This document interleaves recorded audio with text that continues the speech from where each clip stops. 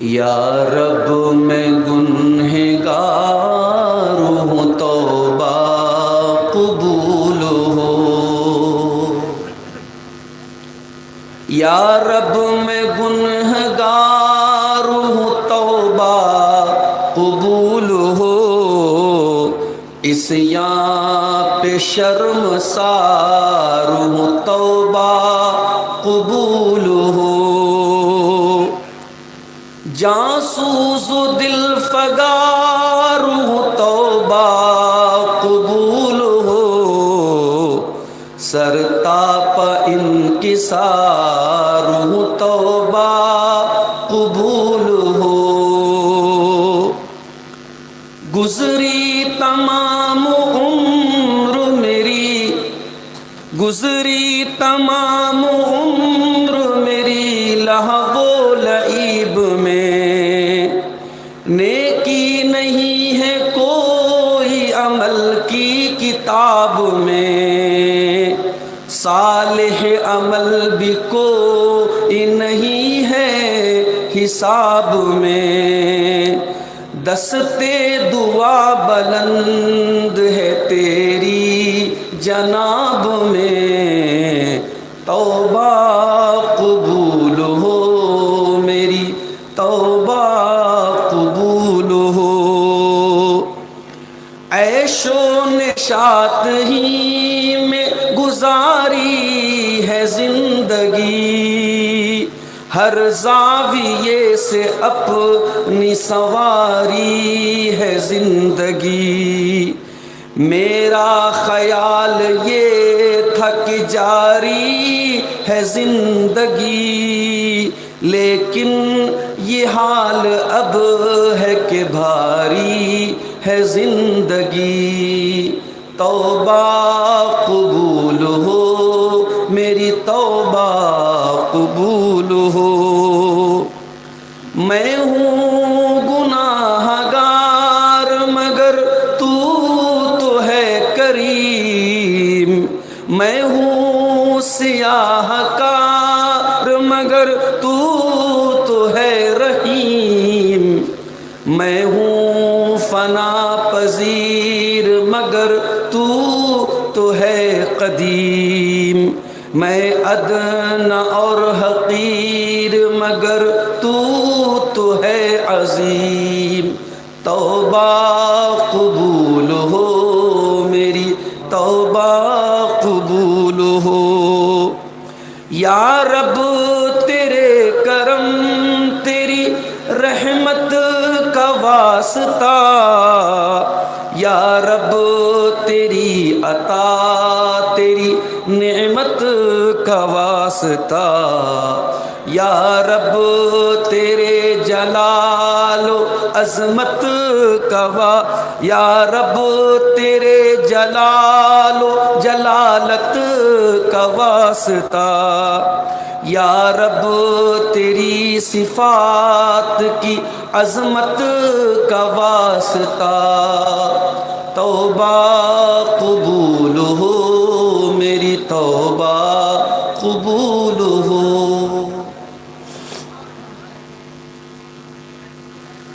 صدر محترم، علماء کرام، محترم بزرگوں، نوجوان ساتھیوں، پردہ نشین ماؤں اور بہنوں، پیارے بچوں، جامعہ اصلاح المومنین برہیٹ کا یہ سالانہ پروگرام جو اس پورے علاقے کا بلا مبالغہ عوام کی تعداد کے اعتبار سے بھی، علماء کی حاضری کے اعتبار سے بھی، اور ادارے کے تعاون کے اعتبار سے بھی اس علاقے کا سب سے عظیم الشان پروگرام ہوتا ہے۔ کچھ مجبوریوں کی وجہ سے پچھلے سال میں اس پروگرام میں حاضر نہیں ہو پایا تھا، اور اس سال بھی حالات بہت اچھے نہیں تھے، لیکن یہ احساس بھی تھا کہ برہیٹ کے پروگرام میں بہرحال کسی نہ کسی طریقے سے پہنچنا ہے۔ کمیٹی والوں نے مجھ سے دونوں دن آنے کا مطالبہ کیا تھا، لیکن کل میں نہیں آنے کی پوزیشن میں تھا۔ آج بھی میں بنارس سے بہت تاخیر سے نکلا اور ابھی جسٹ میں تقریباً 1:15 کے قریب برہیٹ میں داخل ہوا۔ میرے بہت عزیز دوست اٹاوہ کی سرزمین سے تشریف لائے ہوئے شیخ فضل الرحمان سراجی حفظہ اللہ کا خطاب ابھی آپ نے سنا، قرآن کریم کی عظمت کے موضوع پر۔ بہت اچھا موضوع تھا اور اس وقت اس موضوع پر بہت بولنے کی اور سمجھنے کی ضرورت بھی ہے۔ رمضان کا مبارک مہینہ صرف 3 دن کی دوری پر ہم سے، اور اسی مبارک مہینے کی ایک مبارک رات میں قرآن اترا ہے، اور ہم جیسے بدنصیب لوگ جو کہتے ہیں کہ صاحب ہم قرآن کی بہت عزت کرتے ہیں، بہت احترام کرتے ہیں، ہم اپنے علماء سے مسئلہ پوچھتے ہیں کہ مولانا کمرے میں قرآن اگر رکھا ہے الماری کے اوپر اور ہم اس سے زیادہ اونچائی پر ہم سوئے ہوئے ہیں تو کہیں قرآن کی توہین تو نہیں ہو رہی ہے، قرآن کی انسلٹ تو نہیں ہو رہی ہے؟ ہمیں اتنا احترام کرتے ہیں ہم قرآن کا، لیکن معاف کیجئے گا اس قرآن کو پڑھنے کی، اس پر غور کرنے کی، اسے سمجھنے کی ہمیں توفیق نہیں ملتی۔ میرے بھائیوں، رمضان کا مبارک مہینہ بہت بہترین موقع ہے قرآن کے ساتھ جڑنے کا۔ امام مالک رحمۃ اللہ علیہ بہت بڑے محدث تھے، ان کے پاس حدیث سیکھنے کے لیے پوری دنیا سے لوگ آتے تھے، مگر امام مالک رحمۃ اللہ علیہ رمضان کا مہینہ آتا تھا حدیث کا درس بند کر دیتے تھے اور اپنے طلباء سے کہتے تھے جاؤ رمضان آ چکا ہے، قرآن کا مہینہ آ چکا ہے، اب اس مہینے میں مجھے قرآن کے ساتھ ٹائم اسپینڈ کرنے دو، میں قرآن کی تلاوت پہ، قرآن کے تدبر پہ میں ٹائم صرف کروں گا، اس ایک مہینے مجھے قرآن کے ساتھ اکیلا چھوڑ دو۔ اللہ سے میں دعا کرتا ہوں رب العالمین ہم سب کو آنے والے مبارک مہینے میں زیادہ سے زیادہ قرآن کریم کی تلاوت کی توفیق عطا فرمائے، قرآن پر غور و فکر کرنے کی، قرآن پر عمل کرنے کی بھی اللہ تعالی ہم سب کو توفیق عطا فرمائے۔ میرے بھائیوں، میں نے آپ کے سامنے خطبہ مسنونہ کے بعد سورہ زمر کی آیت نمبر 53، آیت نمبر 53 کی تلاوت کی۔ بہت مشہور آیت ہے یہ، ہو سکتا ہے آپ نے پہلے بھی اس آیت پر کچھ تقریریں سنی ہوں۔ یہ وہ آیت ہے جس کے بارے میں حضرت عبداللہ بن مسعود رضی اللہ تعالیٰ عنہ کہا کرتے تھے انہا ارجا آیت فی القرآن، قرآن کریم کے اندر سب سے زیادہ اگر امید دلانے والی کوئی آیت ہے، قرآن کی کوئی آیت اگر ایسی ہے جو مایوسی کو ختم کرتی ہے، نا امیدی کو ختم کرتی ہے اور دل کے اندر امید کی کرن پیدا کرتی ہے، تو وہ یہی آیت ہے۔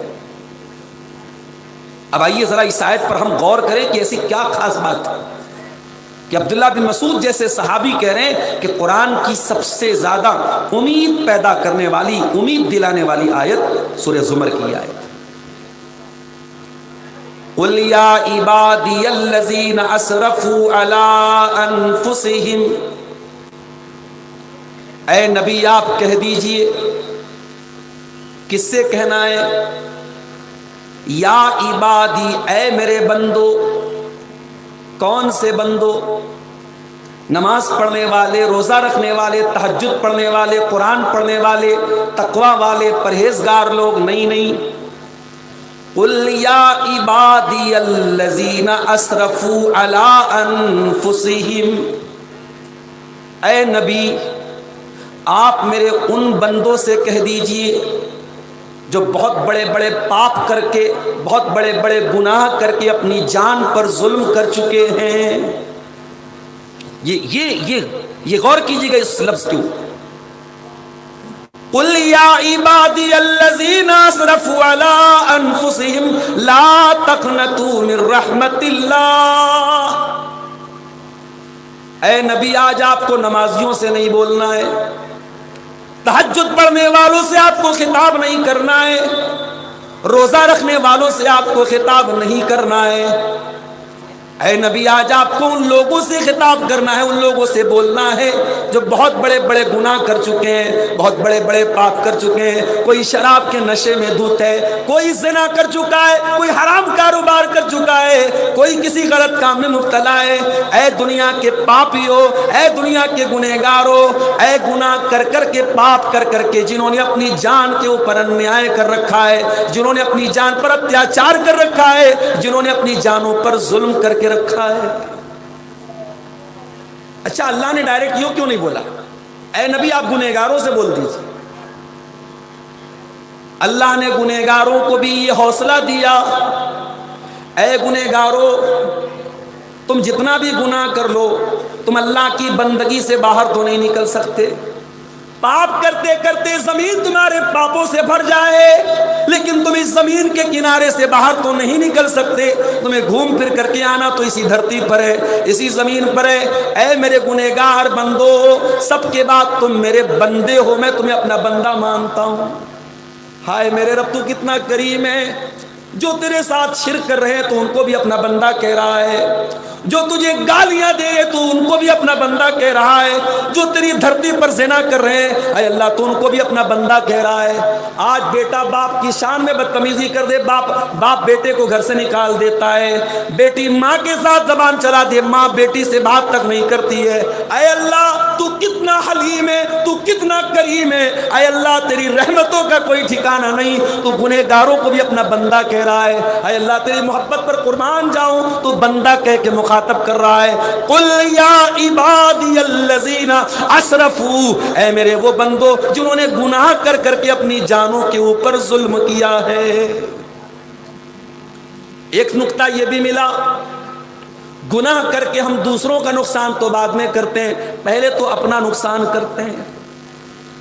او لوگو تم کبھی گناہ کر کے یہ نہ سوچنا ویلنٹائنز ڈے پر بہت سارے زنا ہوئے ہوں گے، بہت سارے ہوٹل کے کمرے آباد ہوئے ہوں گے، بہت سارے بدکاری کے کام ہوئے ہوں گے، وقتی طور پر چند منٹوں کے لیے چند گھنٹوں کے لیے لوگوں کو مزہ آیا ہوگا، لیکن یاد رکھو میرے پیارے ساتھیوں، گناہ کی نحوست انسان کے جسم کے اوپر بھی پڑتی ہے، انسان کی ذات پر بھی پڑتی ہے، انسان کے بال بچوں پر بھی گناہ کا اثر پڑتا ہے، انسان کی صحت پر بھی گناہ کا اثر پڑتا ہے، انسان کی سواری پر بھی گناہ کا اثر پڑتا ہے، انسان کی روزی روٹی پر بھی گناہ کا اثر پڑتا ہے۔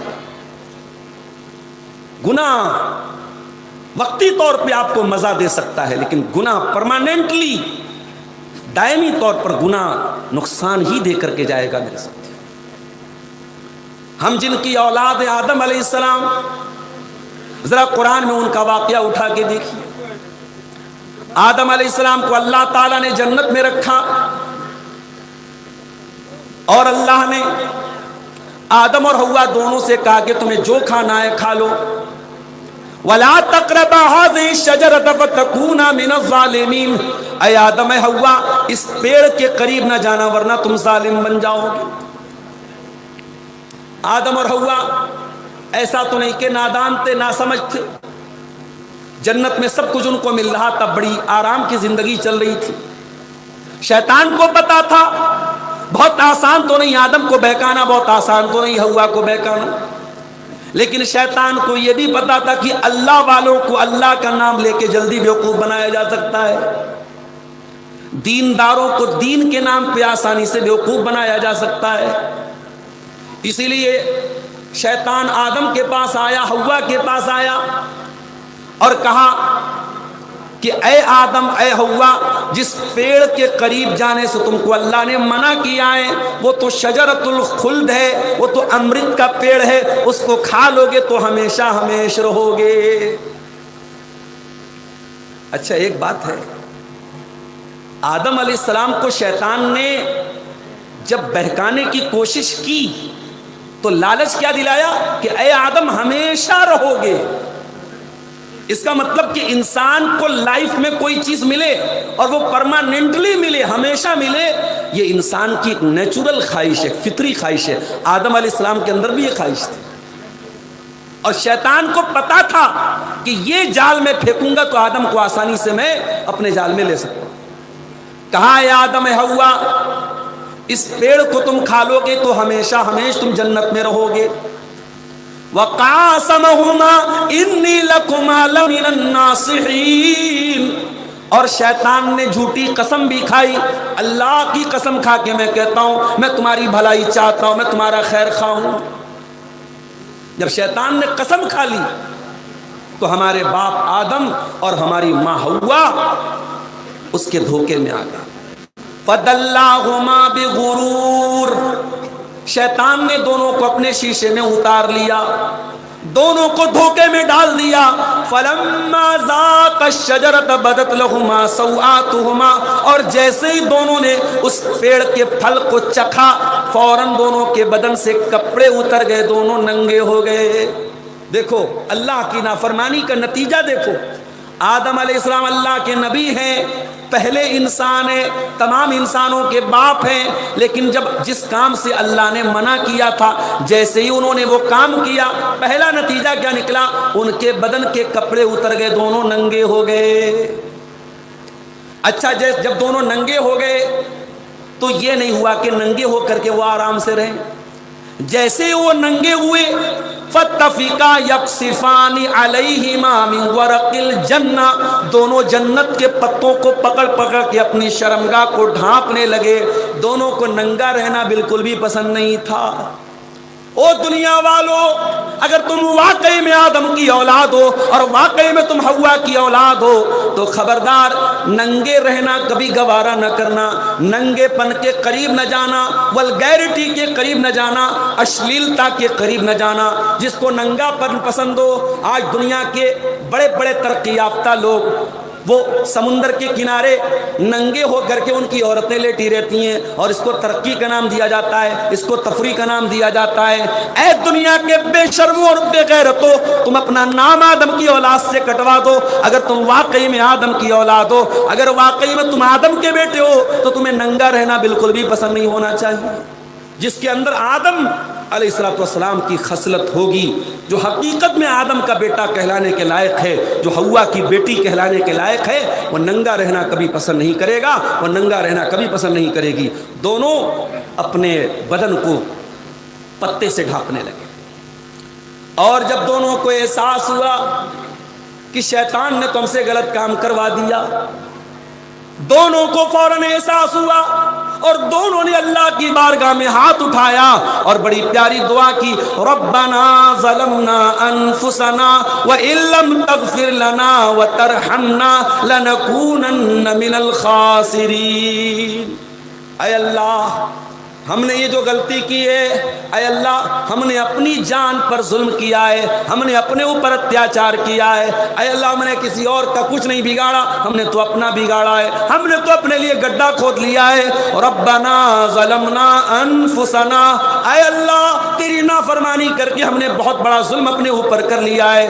وَإِن لَّمْ تَغْفِرْ لَنَا وَتَرْحَمْنَا اور اے اللہ اگر تو نے نہیں بخشا اور تو نے رحم نہیں کیا, لَنَكُونَنَّ من الخاسرین تو ہم سے زیادہ خسارہ اور نقصان اٹھانے والا کوئی نہیں ہوگا.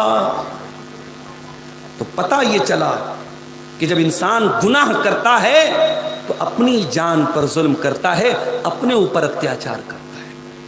یہی بات اللہ تعالیٰ سورہ زمر کی آیت نمبر 53 میں کہہ رہا ہے, قل یا عبادی الذین اسرفوا علی انفسہم, اے میرے وہ بندو جنہوں نے گناہ کر کر کے اپنی جان پر ظلم کر لیا ہے, لا تقنطوا من رحمت اللہ, اے میرے گنہگار بندو کہیں تمہارے دماغ میں یہ خیال نہ آئے اب تو ہم توبہ کریں گے تب بھی اللہ نہیں سنے گا, اب تو ہم معافی مانگیں گے تب بھی اللہ معاف نہیں کرے گا.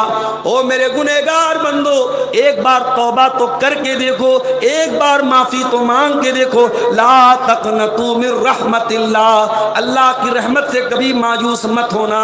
ان اللہ یغفر الذنوب جمیعا, اللہ تعالیٰ کے یہاں اگر سچی توبہ کر کے جاؤ گے, اللہ کے یہاں کوئی پاپ بڑا نہیں ہے, کوئی گناہ بڑا نہیں ہے, بڑے سے بڑا گناہ اللہ کی رحمت سے بڑا نہیں ہے. اس سے سچی توبہ کرو گے وہ تمہارے سمست پاپوں کو، تمام گناہوں کو معاف کر دے گا.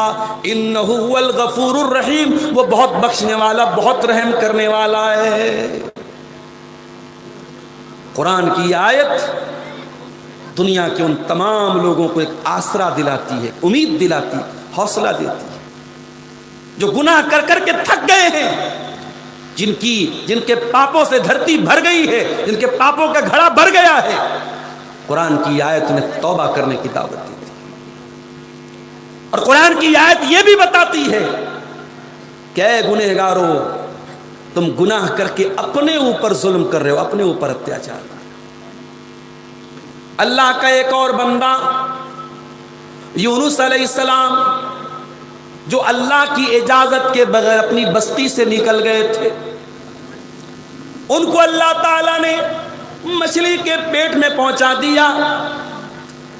وہ لوگوں کبھی تصور کرو مچھلی کا پیٹ کتنا بڑا رہا ہوگا، اور مچھلی کے پیٹ میں یونس علیہ السلام بالکل صحیح سلامت ہے. یہ بھی کرشمہ ہے اللہ تعالیٰ کا. اور قرآن یہ بھی کہتا ہے فلولا انہو کان من المسبحین للبث فی بطنہ، اگر یونس علیہ السلام نے توبہ نہ کی ہوتی، اگر اللہ تعالیٰ کی تسبیح بیان نہ کی ہوتی تو قیامت تک مچھلی کے پیٹ میں ہی رہتے. یونس نبی تھے اللہ کے. قرآن کہہ رہا اگر وہ تسبیح نہ پڑھتے، توبہ نہ کرتے تو مچھلی کے پیٹ میں رہتے قیامت. فنادا فی الظلمات، یونس علیہ السلام نے مچھلی کے پیٹ میں اللہ کو پکارا. میرے پیارے بھائیوں، آج جھارکھنڈ کے بہت سارے علاقوں میں موبائل کا نیٹ ورک کام نہیں کرتا. میں اسی برہیٹ میں آتا تھا، مجھے یاد ہے آج سے 6-7 سال پہلے جب حقانی صاحب بحیات تھے، میں یہاں آتا تھا. اس وقت شاید جیو شروع ہو، جیو کا نیٹ ورک نہیں کام کرتا تھا یہاں پہ، صرف ایئرٹیل کام کرتا تھا یا BSNL کام کرتا تھا. اور آج بھی جھارکھنڈ کے بہت سارے علاقوں میں آپ چلے جائیں نیٹ ورک کوریج نہیں ہے. پہاڑی علاقوں میں آپ چلے جائیں. آپ غور کیجئے میرے ساتھیوں، سمندر کا اندھیرا، مچھلی کے پیٹ کا اندھیرا، اور اس کے بعد رات کا اندھیرا. 3 اندھیروں میں مچھلی کے پیٹ میں یونس علیہ السلام اللہ تعالیٰ کو پکار رہے ہیں. یونس کے دل میں ایک بار بھی یہ خیال نہیں آیا میں پکار تو رہا ہوں، اللہ تک میری بات پہنچے گی کہ نہیں پہنچے گی. وہ لوگوں جہاں کسی نیٹ ورک کا کوریج نہ ہو، جہاں دنیا کا کوئی سم کام نہ کرتا ہو، وہاں میرے پروردگار کا نیٹ ورک موجود ہے. فنادا فی الظلمات، حضرت یونس علیہ السلام نے مچھلی کے پیٹ میں اللہ کو پکارا. اور کیسے پکارا؟ فرمایا اللہ الہ الا انت سبحانک انی کنت من الظالمین. کہا ہے پروردگار تیرے سوا میرا کوئی سہارا نہیں ہے، تیرے سوا میرا کوئی معبود نہیں ہے. سب سے پہلے توحید کا اقرار کیا. وہ گنڈا پہننے والوں، وہ تعویذ پہننے والوں، وہ قبروں پر سجدہ کرنے والوں، وہ پیروں کے آگے سجدہ کرنے والوں، تم کس منہ سے اپنے آپ کو مسلمان کہتے ہو؟ تم کس منہ سے نماز میں ایاک نعبد و ایاک نستعین کہتے ہو؟ تمہاری یہ مکاری تمہارے منہ پر مار دی جائے گی، تمہاری یہ دھوکہ دڑی تمہارے منہ پر مار دی جائے گی. ارے مسلمان تو توحید کا علمبردار ہوتا ہے. مسلمان اللہ کے سوا کسی اور کو مشکل کشا نہیں مانتا ہے، کسی اور کو حاجت روا نہیں مانتا ہے. یونس علیہ السلام نے سب سے پہلے اللہ کی توحید کا اقرار کیا. لا الہ الا انت، اے اللہ تیرے سوا میرا کوئی معبود نہیں ہے، کوئی سہارا نہیں ہے. سبحانک، اے اللہ میں اپنی غلطی کو مانتا ہوں، میں اپنی خطا کو مانتا ہوں. اے اللہ تو پاک ہے، میری خطا تھی، میری غلطی تھی. سبحانک انی کنت من الظالمین. اے اللہ مجھ سے غلطی ہو گئی، میں نے ظلم کیا، میں نے اتیاچار کیا، میں تیری اجازت کے بغیر اپنی قوم کو چھوڑ کے چلا گیا. اے اللہ مجھے معاف کر دے. یہ یونس علیہ السلام کی دعا ہے. کتنی پیاری دعا ہے. اس میں اللہ کی توحید کا بھی اقرار ہے، اللہ کی تسبیح بھی بیان ہو رہی ہے، اور اپنے گناہ کا، اپنی غلطی کا اعتراف بھی ہو رہا ہے. اسی لیے اللہ کے نبی فرماتے ہیں کہ مچھلی والے نبی کی دعا کسی بھی مصیبت میں انسان اگر پڑھے گا، مسلمان پڑھے گا تو اللہ ضرور اس کی مصیبت کو دور کرے گا. یہ دعا صرف یونس علیہ السلام کے لیے نہیں تھی، یہ قیامت تک آنے والے مومنوں کے لیے دعا ہے. اور یہ دعا بھی ہمیں یہ سکھاتی ہے میرے پیارے ساتھیوں کہ انسان جب اللہ کی نافرمانی کرتا ہے اللہ کی کوئی بات نہیں مانتا ہے تو انسان کسی اور پر اتیاچار نہیں کرتا ہے، انسان سب سے پہلے اپنے نفس کے اوپر، اپنے اوپر ظلم کرتا ہے۔ اور آگے بڑھیے، نبی کے دور میں ایک توبہ کا واقعہ آپ کو سناتا ہوں۔ جنگ تبوک کا موقع ہے، مدینہ سے 700 کلومیٹر کا لمبا سفر کرنا ہے، مئی اور جون کا مہینہ ہے، کھجوریں پک چکی ہیں، بس فصل کو کاٹنا باقی ہے۔ نبی اکرم نے اعلان کیا میں تبوک کی طرف جانا ہے۔ صحابہ کرام کے لیے بہت بڑی آزمائش کا ٹائم تھا، ایک تو گرمی کا موسم تھا، لمبا سفر کرنا تھا، کھجور آلریڈی پک چکی تھی، کھجوروں کو چھوڑ کے جانا تھا۔ زیادہ تر صحابہ کرام تو تیار ہو گئے، 3 صحابہ ایسے تھے جو اپنی سستی اور کاہلی کی وجہ سے اللہ کے پیارے نبی کے پاک کے ساتھ نہیں جا پائے۔ اس میں ایک صحابی کا نام تھا کعب بن مالک، ایک کا نام تھا ہلال بن امیہ، اور ایک کا نام تھا مرارہ ابن ربی۔ یہ 3 صحابی تھے جو اللہ کے نبی کے ساتھ، طاقت تھی ان کے پاس، سواری بھی تھی، وہ جا سکتے تھے، مگر اپنی سستی کی وجہ سے نہیں گئے۔ جب اللہ کے پیارے نبی تبوک سے واپس آئے، منافقوں نے آ کر کے جھوٹا بہانہ کرنا شروع کیا، اے اللہ کے نبی مجھے یہ تکلیف تھی، یہ بیماری تھی۔ اللہ کے نبی نے ان کا بہانہ قبول کیا، کہا جب اللہ تمہیں معاف کرے، جب اللہ تمہیں معاف کرے۔ جب حضرت کعب بن مالک کا نمبر آیا، انہوں نے اپنے دل میں سوچا کہ اگر میں اللہ کے رسول کے پاس جھوٹ بول دیتا ہوں تو آج نہیں تو کل اللہ تعالیٰ میری حقیقت کو کھول دے گا، لیکن میں اگر سچ بول دیتا ہوں ہو سکتا ہے کہ اللہ کے نبی وقتی طور پہ ناراض ہو جائیں، لیکن اللہ تعالیٰ ضرور میری توبہ بعد میں قبول کر لے گا۔ یہی سوچ کر کے جب کعب بن مالک اللہ کے نبی کے پاس آیا، آپ نے پوچھا ہے کعب کیا بات ہے، تم ہمارے ساتھ تبوک میں کیوں نہیں آئے؟ کہا ہے اللہ کے نبی میں آپ کے سامنے جھوٹ نہیں بول سکتا، میں بالکل تندرست و توانا تھا، میری سواریاں بھی تیار تھیں، میں آپ کے ساتھ جانے کا ارادہ بھی رکھتا تھا۔ جب آپ کا قافلہ نکل گیا، میں نے کہا میری سواریاں تو ریڈی ہیں، میں 2-3 دن کے بعد بھی جاؤں گا تو قافلے میں شامل ہو جاؤں گا۔ اے اللہ کے رسول میں سست پڑ گیا، میں کاہلی میں پڑ گیا، اور جب میں نے ارادہ کیا تب تک قافلہ بہت دور جا چکا تھا، میری غلطی تھی، میں جان بوجھ کر کے آپ کے ساتھ نہیں جا پایا۔ نبی اکرم نے صحابہ سے کہا کعب بن مالک سچ بول رہے ہیں، لیکن اللہ تعالیٰ کی طرف سے مجھے یہ حکم دیا گیا ہے کہ ان سے کوئی بات نہیں کرے گا۔ کعب بن مالک سے بات چیت بند کر دی گئی، ان کا سوشل بائیکاٹ کر دیا گیا، اور کعب بن مالک کا حال یہ ہو گیا کہ وہ مسجد میں آتے، کسی کو سلام کرتے تو کوئی سلام کا جواب دینے کو تیار نہیں ہے۔ کہتے ہیں جب میں نماز پڑھنے لگتا تھا مجھے ایسا لگتا تھا کہ اللہ کے نبی مجھ کو دیکھ رہے ہیں، لیکن جب میں سلام پھیرتا تھا تو اللہ کے نبی اپنا چہرہ پھیر لیتے تھے۔ کعب بن مالک نے پتہ لگایا کہ یہ اکیلے میرے ساتھ یہ مسئلہ ہے یا کوئی اور بھی ہے جو اس مسئلے میں میرے ساتھ ہے، تو پتہ لگا کہ 2 لوگ اور ہیں۔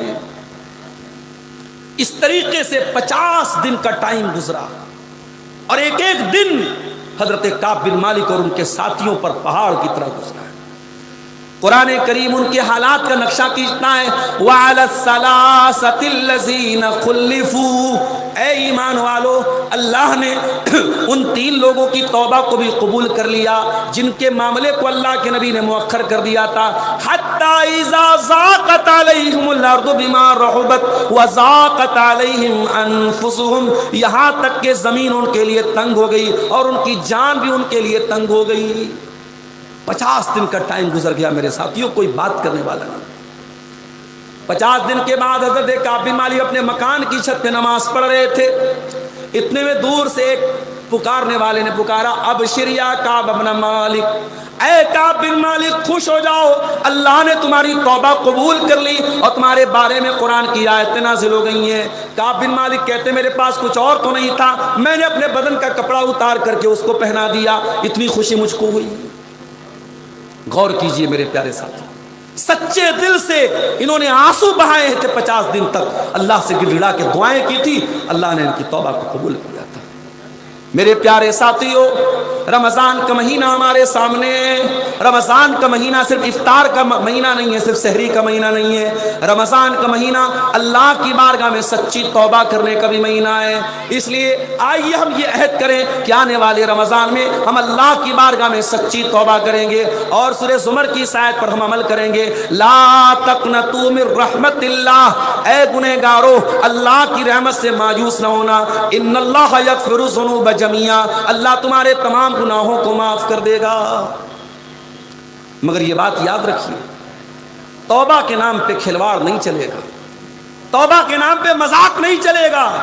اگر توبہ کرتے ہو تو اللہ سے سچی توبہ کرنا پڑے. یا ایھا الذین آمنوا توبوا الی اللہ توبۃ نصوحا, اے ایمان والو اللہ کی بارگاہ میں سچی توبہ کرو. عسیٰ ربکم ان یکفر عنکم سیئاتکم, جب تم اللہ سے سچی توبہ کرو گے اللہ تمہاری خطاؤں کو معاف کر دے گا. کتنی بڑی فرماتے ہیں, حدیث قدسی کے الفاظ ہیں. اللہ تعالیٰ کہتا ہے یا ابن آدم انک ما دعوتنی ورجوتنی غفرت لک, اے آدم کے بیٹے تو جب تک مجھ سے معافی مانگتا رہے گا, جب تک تو مجھ سے توبہ کرتا رہے گا, میں تیری توبہ کو قبول کرتا رہوں گا, مجھے کسی کی کوئی پرواہ نہیں ہے. یا ابن آدم لو بلغت ذنوبک عنان السماء, اے آدم کے بیٹے اگر تیرے گناہ آسمان کے کناروں تک پہنچ جائیں, تیرے گناہوں سے آسمان بھر جائے, زمین بھر جائے, اگر اس کے بعد بھی تو سچی توبہ کر لے اور میرے پاس اس حال میں آ جائے کہ تو اللہ کے ساتھ شرک نہیں کرتا تھا, اے آدم کے بیٹے میں زمین بھر کے مغفرت تیرے حوالے کر دوں گا.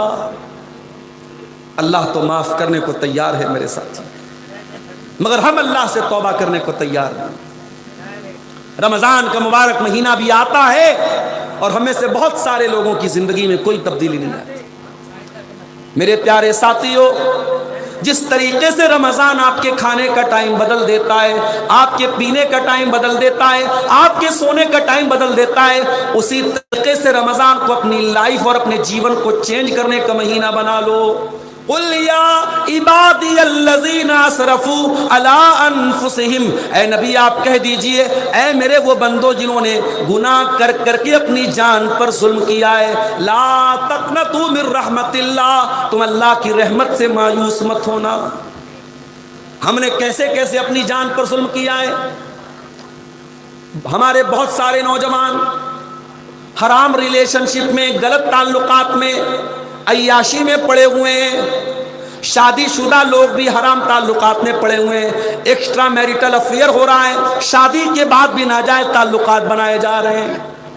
او اللہ کے بندو, اگر واقعی میں اس گندگی میں آپ مبتلا ہیں, قرآن کی یہ آیت آپ کو توبہ کی دعوت دے رہی ہے. باز آ جاؤ, توبہ کر لو.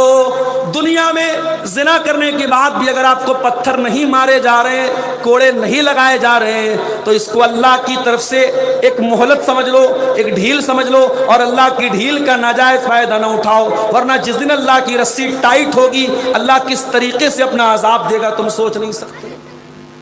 آج کتنے پریوار برباد ہیں. مرد کا کسی اور عورت کے ساتھ تعلق ہے, عورت کا کسی اور مرد کے ساتھ تعلق ہے, کتنے پریوار تباہ ہیں, کتنے گھر برباد ہیں میرے پیارے ساتھی. کبھی آپ نے غور کیا ہے شادی شدہ انسان کی زنا کی سزا اسلام میں اتنی کٹھور کیوں رکھی گئی ہے؟ بھئی کنوارا لڑکا لڑکی زنا کرے تو 100 کوڑے کی سزا ہے. الزانیۃ والزانی فاجلدوا کل واحد منہما 100 جلدہ, زنا کرنے والی عورت اور زنا کرنے والے مرد کو 100 کوڑے مارو. اور اس کے بعد فرمایا وَلَا تَأْخُذْكُمْ بِهِمَا رَأْفَةٌ فِي دِينِ اللَّهِ, اور جب زنا کی یہ سزا دی جائے تو کوئی دیا درشٹی نہ کی جائے, کوئی کرپا نہ کی جائے, کوئی رحم نہ کھایا جائے, یہ 100 کوڑے ان کو مارے جائیں. وَلْيَشْهَدْ عَذَابَهُمَا طَائِفَةٌ مِّنَ الْمُؤْمِنِينَ, اور یہ 100 کوڑے کی سزا سب کے سامنے دی جائے. یہ کس کی سزا ہے؟ کنوارے کی سزا ہے. اور یہی سیم کرائم, یہی سیم گناہ اگر شادی شدہ کرتا ہے تو سزا کس چیز کی ہے؟ رجم کی سزا ہے, پتھروں سے مار کے ختم کرنے کی سزا ہے. اے اللہ, تو نے یہ 2 طرح کی سزائیں ایک ہی اپرادھ کے لیے کیوں رکھی ہیں؟ اس کا بھی جواب سن لو. جس کنوارے لڑکا لڑکی نے زنا کیا اس نے بھی بہت بڑا پاپ کیا، مگر اس کے پاس کوئی حلال الٹرنیٹ نہیں تھا۔ جس انسان کی شادی ہو چکی ہے، جس مرد کی شادی ہو چکی ہے، جس عورت کی ساتھ شادی ہو چکی ہے، اس کے پاس اپنی خواہشات کا ایک حلال الٹرنیٹ موجود تھا، ایک حلال بدل موجود تھا۔ اس نے اگر حلال بدل کو چھوڑ کر کے حرام راستہ اپنایا ہے، اللہ کیا یہ جرم معافی کے قابل نہیں ہے۔ دنیا میں اس کی سزا سزائے موت ہے، پتھروں سے مار مار کے ختم کیا جائے گا۔ اگر اسلامی حکومت ہے تو رجم کر دیا جائے گا۔ اب آپ غور کیجئے اس کی وجہ کیا ہو رہی ہے۔ اگر آپ اس کی وجہ پر غور کریں گے، بہت سارے گھروں میں مردوں کا اپنی بیویوں سے دور رہنا بھی بہت بڑی وجہ ہے۔ بھئی ٹھیک ہے، ایک آدمی نوکری کر رہا ہے، باہر ہے، ایک مجبوری ہے اس کے ساتھ، مگر اس میں بھی میں ایک بات کہوں گا کہ اگر آپ باہر نوکری کر رہے ہیں تب بھی آپ اگر ہو سکے پاسبل ہے تو فیملی کو ساتھ میں لے کے رہیں، اور اگر پاسبل نہیں ہے تو کوشش یہ کیجئے کہ بیچ بیچ میں اپنی فیملی کو ٹائم دیجئے۔ شادی کے بعد شوہر دور رہے اور بیوی سسرال میں رہے، یہ بالکل مناسب نہیں ہے۔ یہ بھی گھروں کے اندر زناکاری کو دعوت دینے والی چیز ہے۔ اور اسی طریقے سے بیوی کا شوہر کے لیے سجنا سنورنا، میک اپ کرنا، اپنے آپ کو خوبصورت بنانا، یہ بھی بہت ضروری ہے میرے پیارے ساتھیوں۔ بہت ساری شادی شدہ عورتیں جب یہ کام نہیں کرتی ہیں تو بازار کی گندی عورتیں، بازاری عورتیں ان کے شوہر کو رجھانے کے لیے اپنے آپ کو سجاتی سنوارتی ہیں۔ جس عورت کو حکم دیا گیا کہ اپنے شوہر کے لیے وہ سجے سنورے، اپنے شوہر کو چھوڑ کر کے وہ زمانے کے لیے اپنے آپ کو سجائے اور سنوارے، میری پیاری ماؤں بہنوں، یہ کون سے انصاف کی بات ہے؟ عورت کو حکم دیا گیا ہے کہ وہ اپنے شوہر کے لیے خوبصورت بنے، اپنے شوہر کے لیے میک اپ کرے، اپنے شوہر کے لیے اپنے آپ کو سجائے اور سنوارے۔ زمانے کے لیے تیرا میک اپ ہے، زمانے کے لیے تیری خوبصورتی ہے، اور شوہر کے لیے تیری خوبصورتی نہیں ہے تو تو اپنے شوہر کے ساتھ انیائے کر رہی ہے، تو اپنے شوہر کے ساتھ ناانصافی کر رہی ہے۔ شوہر کی بھی ذمہ داری ہے، شادی کے بعد زندگی میں بیوی کا حق ادا کرنا بھی اس کی بہت بڑی ذمہ داری ہے۔ صرف اچھا کپڑا پہنا دینا، اچھا کھانا کھلا دینا، بڑے مکان میں اپنی بیوی کو رکھ لینا یہ کافی نہیں ہے۔ بیوی کو ہر طریقے کا سکون دینا یہ بھی شوہر کی ذمہ داری ہے۔ اور جب اس معاملے میں شوہر کی طرف سے کوتاہی ہوتی ہے تو بہت سارے گھروں میں بگاڑ پیدا ہوتا ہے۔ تو یہ بہت بڑا ظلم ہے، اتیاچار ہے جو اپنی جانوں پر بہت سارے لوگ کر رہے ہیں۔ قرآن کریم ان کو بھی دعوت دے رہا ہے، یا عبادی الذین اسرفوا علی انفسہم لا تقنطوا من رحمت اللہ، اے میرے وہ بندو جنہوں نے زنا کر کے اپنے نفسوں پر ظلم کیا ہے، آؤ اللہ سے سچی توبہ کر لو، اللہ سے معافی مانگو۔ اور میں اپنی بہنوں کو ایک بات بتانا چاہتا ہوں، آج کل پیار اور محبت کے نام پہ بڑے ڈرامے چل رہے ہیں۔ یہ دنیا بھر کے ویلنٹائن ڈے اور روز ڈے اور ٹیڈی ڈے اور فلانا ڈے اور ڈھکانا ڈے جو منایا جا رہا ہے، یہ ڈھکوسلے میرے پیارے ساتھیوں، یہ سب زناکاری کو پروموٹ کرنے کے لیے ہو رہے ہیں۔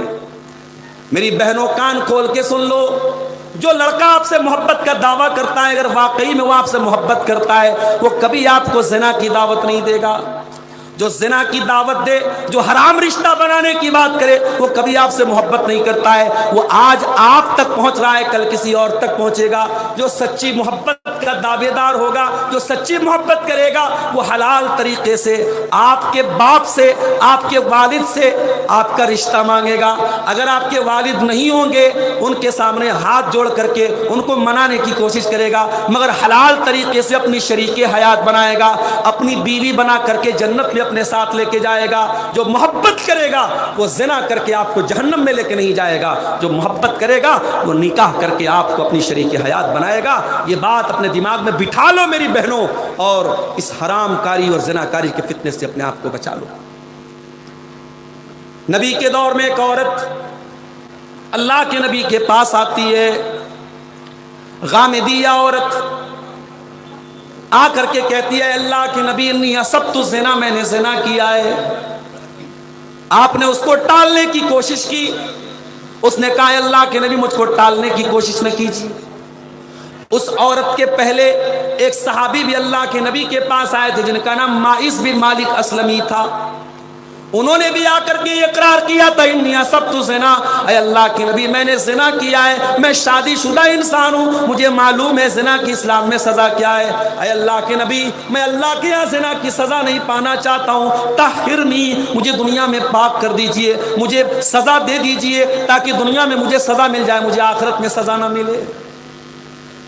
اللہ کے نبی نے صحابہ سے کہا ذرا چیک کرو تو شراب تو نہیں پی اس وقت، ہو سکتا ہے شراب حلال رہی ہو، شراب حرام نہ رہی ہو، اس وقت شراب تو بعد میں حرام ہوئی تھی۔ صحابہ کرام نے جا کر کے منہ سنگا کہا ہے اللہ کے نبی شراب تو نہیں پی۔ پھر نبی نے کہا پتہ لگاؤ کہیں ایسا تو نہیں کہ ان کا دماغ پھر گیا ہے، ان کو جنون طاری ہو گیا، پاگل پن کا دورہ آ گیا ہے۔ لوگوں نے پتہ لگایا اور پتہ لگانے کے بعد تصدیق کیا اللہ کے نبی دماغ بھی بالکل صحیح کام کر رہا ہے، نشہ بھی نہیں ہے، دماغ بھی صحیح ہے۔ اللہ کے نبی نے پھر بھی ٹال دیا۔ کچھ دن گزرے پھر آئے، اے اللہ کے نبی طہرنی مجھے پاک کر دیجئے، مجھے سزا دے دیجئے۔ آپ نے کہا ٹھیک ہے، زمین میں گڈھا کھودا جائے۔ گڈھا کھودا گیا، ماعز بن مالک اسلمی کو لایا گیا، آدھا دھڑ ان کا زمین میں ڈالا گیا اور آدھا دھڑ باہر رکھا گیا اور پتھروں سے مار مار کے ان کو ختم کیا گیا۔ جب حضرت ماعز بن مالک اسلمی کو مارا گیا، اللہ کے نبی نے فرمایا لقد تاب توبتن لو تابہا، اگر ایسی توبہ کسی مدینہ کے 70 گنہگار بھی اگر ایسی توبہ کرتے اللہ تعالیٰ 70 گنہگاروں کو معاف کر دیتا۔ اتنی سچی توبہ کی ہے اس نوجوان نے۔ ان کے واقعے کے کچھ دنوں کے بعد یہ عورت آئی تھی اور اس عورت نے آ کر کے کہا اے اللہ کے نبی میں نے بھی زنا کیا ہے اور مجھے بھی سزا دیجئے، مجھے بھی رجم کر دیجئے۔ اللہ کے نبی نے ٹالنے کی کوشش کی، عورت کہنے لگی اے اللہ کے نبی کیا آپ چاہتے ہیں کہ آپ مجھے ویسے ہی ٹال دے جیسے آپ نے ماعز کو ٹالا تھا؟ اے اللہ کے نبی انی لحبلا، میں حمل سے ہوں، میں پیٹ سے ہوں، مجھے آپ ٹالنے کی کوشش نہ کیجئے، مجھے زنا کی سزا دے دیجئے۔ آپ نے فرمایا اگر واقعی میں تم پیٹ سے ہو تو ہم تمہیں یہ سزا نہیں دے سکتے، سزا کی حقدار تم ہو، تمہارے بچے کا کیا قصور ہے، جاؤ جب بچہ پیدا ہو جائے آ جانا۔ 9 مہینے کا ٹائم اللہ کے رسول نے اس عورت کو دے دیا۔ 9 مہینے کے بعد جب بچہ پیدا ہو گیا، شاید صحابہ کرام بھی بھول چکے تھے، اللہ کے پیارے نبی بھی بھول چکے تھے۔ 9 مہینے کے بعد وہ عورت اپنے بچے کو ہاتھ میں لے کے آتی ہے، اے اللہ کے نبی آپ نے مجھے پہچانا، میں وہی غامدی عورت ہوں جو 9 مہینہ پہلے آپ کے پاس آئی تھی، اے اللہ کے نبی اب تو مجھے پاک کر دیجئے، مجھے سزا دے دیجئے۔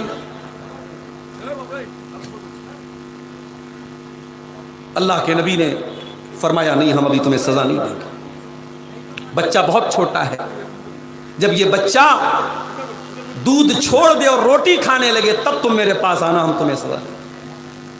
اللہ کے پیارے نبی نے 2 سال کا ٹائم اور دے دیا۔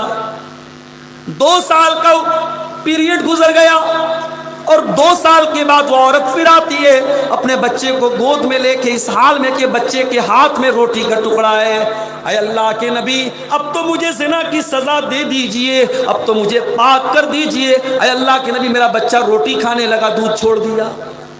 وہ لوگ آج دنیا کی عدالتیں اپرادھیوں کو بچانے کا کام کرتی ہیں۔ آج اپرادھی اپنے آپ کو بچانے کے لیے جھوٹے گواہ لاتا ہے، جھوٹا ثبوت لاتا ہے۔ یہ کون سی عدالت ہے، یہ کون سی عدالت ہے جہاں اپرادھی کو بار بار بھاگنے کا موقع دیا جا رہا ہے، بار بار چھوڑا جا رہا ہے، مگر اپرادھی خدا کے کہتا ہے اے اللہ کے نبی مجھے زنا کی سزا دے دیجئے، مجھے پاک کر دیجئے۔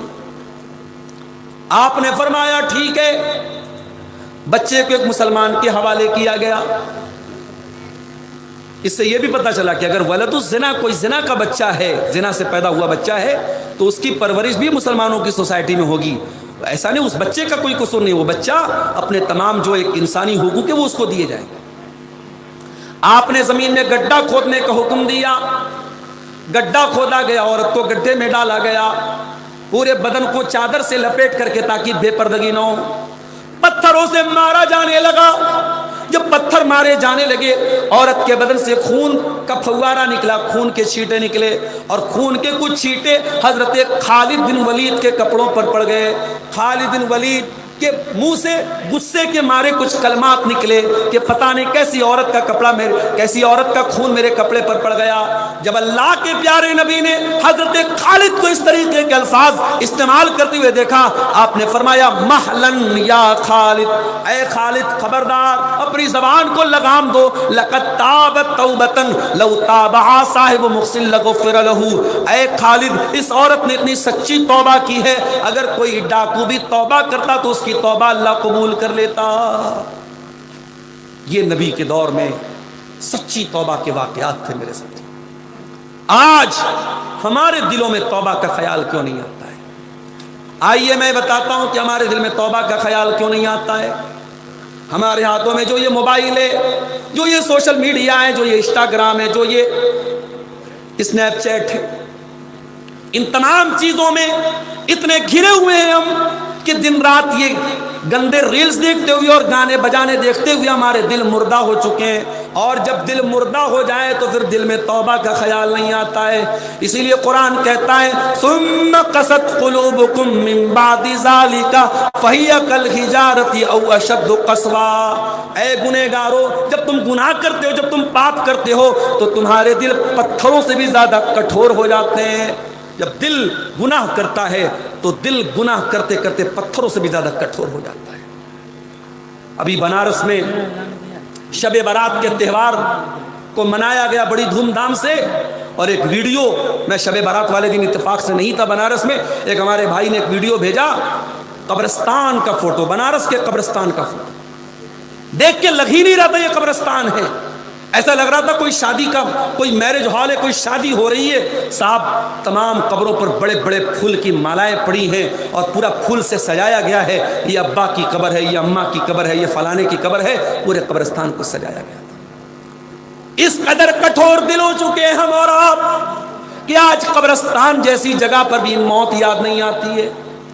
آج قبرستان کو بھی میرج ہال کی طرح سجایا جا رہا ہے۔ میرے پیارے بھائیو، اس دل کو نرم کرو، اس دل کی کٹھورتا کو دور کرو، تب جا کر کے توبہ کا خیال آئے گا۔ اور یہ بھی سن لو، اگر اللہ سے سچی توبہ کرنا چاہتے ہو تو 4 کام کرنا پڑے گا۔ پہلا کام، اپنے گناہ پر ندامت کا احساس ہونا چاہیے، دل میں یہ خیال ہونا چاہیے کہ ہاں میں نے یہ غلط کیا، میں نے گناہ کیا، میں نے پاپ کیا۔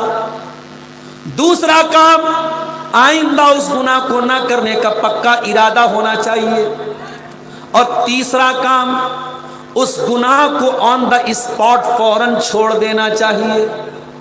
اگر آج تک آپ نماز نہیں پڑھتے تھے اور آپ کے دل میں توبہ کا خیال آیا ہے تو فجر کی نماز سے آپ کو نماز شروع کرنی پڑے گی۔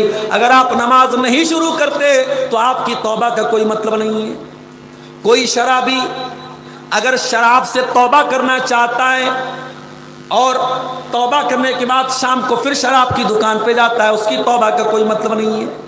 کوئی حرام ریلیشن شپ میں کوئی لڑکا یا لڑکی پڑا ہوا ہے، پڑی ہوئی ہے، اور وہ توبہ کرنا چاہتا ہے یا توبہ کرنا چاہتی ہے، اور پھر بھی اس لڑکے سے کانٹیکٹ رکھتی ہے، اس لڑکے سے باتیں کرتی ہے، اس لڑکے سے ملاقات کے وعدے کر رہی ہے، اس کا مطلب کہ وہ اپنے آپ کو دھوکہ دے رہی ہے، وہ اللہ تعالیٰ کو نہیں دھوکہ دے رہی، وہ اپنے آپ کو دھوکہ دے رہی ہے۔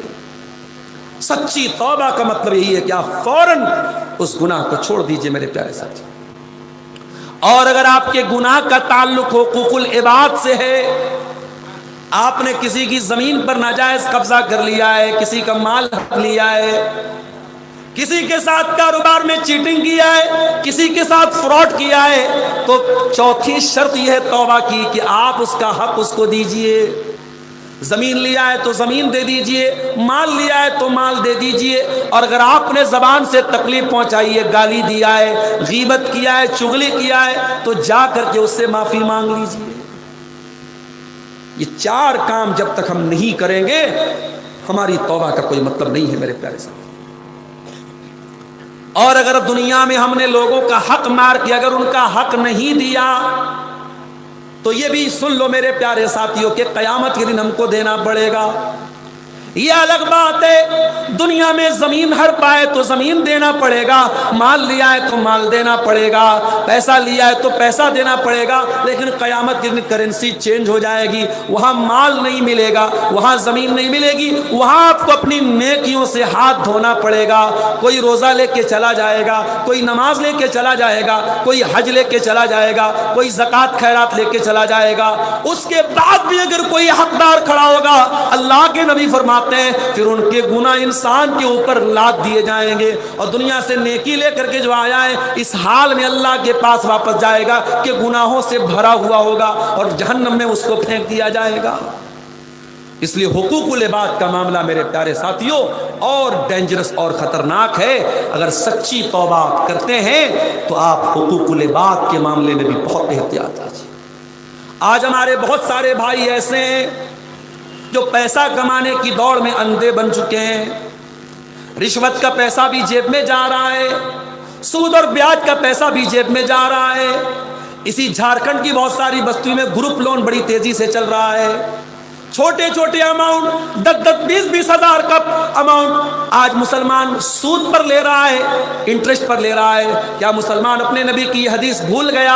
اللہ کے پیارے نبی نے فرمایا لعن اللہ آکل الربا وموکلہ وکاتبہ وشاہدی، سود کھانے والے پر بھی اللہ کی لعنت، سود کھلانے والے پر بھی اللہ کی لعنت، سود لکھنے والے پر بھی اللہ کی لعنت، اور سود کی گواہی دینے والے پر بھی اللہ کی لعنت۔ اور آپ نے فرمایا وہم سوا، سب برابر ہیں۔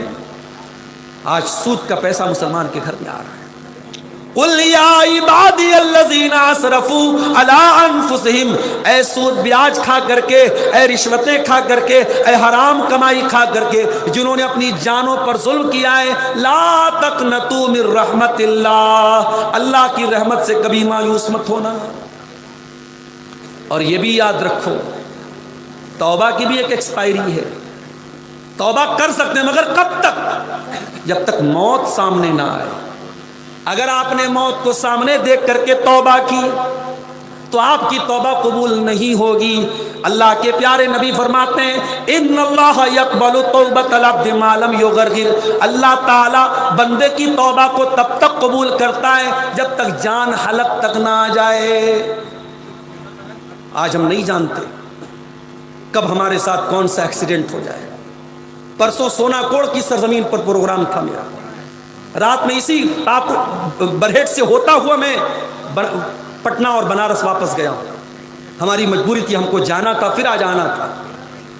کبھی کبھی رات میں 100 اور 120 کی سپیڈ میں بھی گاڑی چلتی ہے، ڈر بھی لگتا ہے، اور خاص طور سے یہ جو برہروا کا راستہ ہے پورا پہاڑی کا علاقہ ہے، گاڑی کبھی ڈس بیلنس بھی ہو سکتی ہے، ڈرائیور کی ایک غلطی ہمیں موت کے کھاڑ میں اتار سکتی ہے۔ میرے پیارے ساتھیوں یہ حالات آپ کے ساتھ بھی ہو سکتے ہیں، کہیں ایسا نہ ہو کہ کوئی زندگی میں حادثہ آئے اور ہمیں توبہ کرنے کی مہلت بھی نہ ملے، ہمیں توبہ کرنے کی توفیق بھی نہ ملے میرے ساتھ۔ اسی لیے آنے والے رمضان میں سچی توبہ کا ہم سب عزم کریں میرے پیارے ساتھیوں۔ رمضان میں خاص طور سے سحری کے ٹائم آپ اگر 5 بجے اذان ہو رہی ہے 4:30 بجے آپ سحری سے فارغ ہو جائیے، آدھا گھنٹہ کا ٹائم آپ کے پاس ہے، بہت بہترین ٹائم ہے، وضو کر لیجئے۔ رات میں اگر آپ نے تراویح اور تہجد نہیں پڑھی ہے تو 2-4 رکعت تہجد پڑھ لیجئے، ٹائم ہے تو پوری 8 رکعت پڑھ لیجئے، اگر 8 رکعت نہیں پڑھ سکتے 2 پڑھ لیجئے، 4 پڑھ لیجئے۔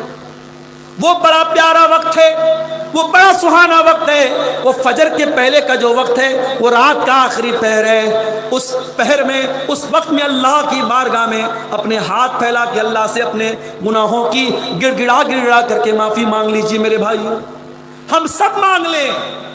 اور اگر آپ کو کچھ کہنا نہیں آتا اللہ سے تو یہ چھوٹی سی دعا جو نبی نے ہمیں سکھائی ہے شب قدر میں پڑھنے کے لیے، وہی دعا پڑھ لینا۔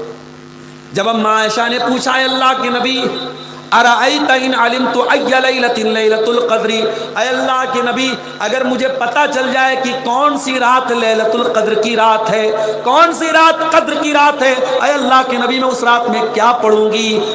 اللہ کے نبی نے بڑی چھوٹی سی دعا سکھائی جو مزدوری کرنے والے مزدور کو بھی یاد ہو سکتی ہے, جو رکشہ چلانے والے کم پڑھے لکھے انسان کو بھی یاد ہو سکتی ہے.